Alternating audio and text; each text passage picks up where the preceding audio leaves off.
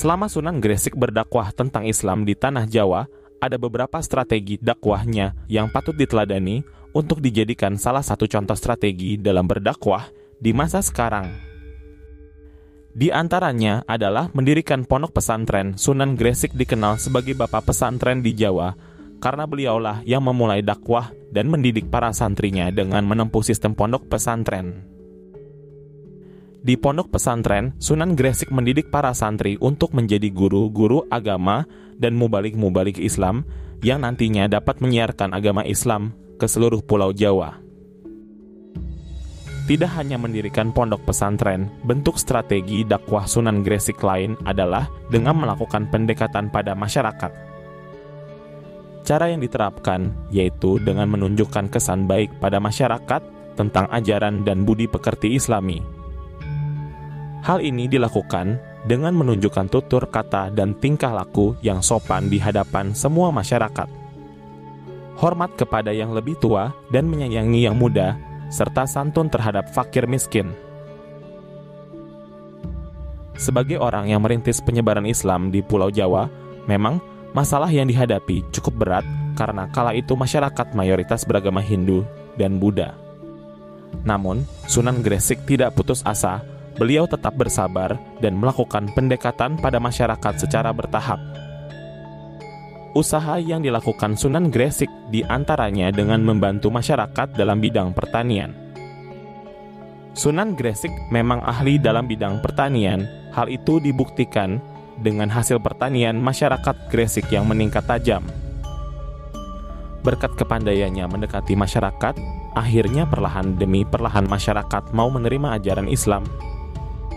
Strategi dakwah lainnya adalah dengan melakukan pendekatan pada para tokoh. Hal ini sangat penting mengingat peran pentingnya seorang tokoh di tengah masyarakat.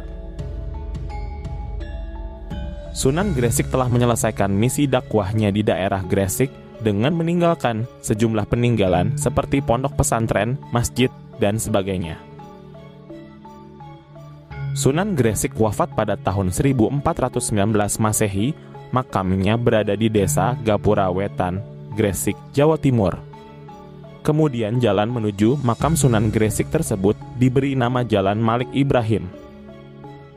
Inskripsi dalam bahasa Arab yang tertulis pada makam Sunan Gresik adalah sebagai berikut. Ini adalah makam almarhum, seorang yang dapat diharapkan mendapat pengampunan Allah dan yang mengharapkan kepada rahmat Tuhannya yang maha luhur, guru para pangeran, dan sebagai tongkat sekalian para sultan dan wazir, siraman bagi kaum fakir dan miskin, yang berbahagia dan syahid penguasa dan urusan agama, Malik Ibrahim yang terkenal dengan kebaikannya. Semoga Allah melimpahkan rahmat dan ridhanya, dan semoga menempatkannya di surga. Beliau wafat pada hari Senin 12 Rabiul Awal 822 Hijriah. Hingga saat ini, makam beliau masih diziarahi orang-orang yang menghargai usahanya dalam menyebarkan agama Islam selama berabad-abad silam.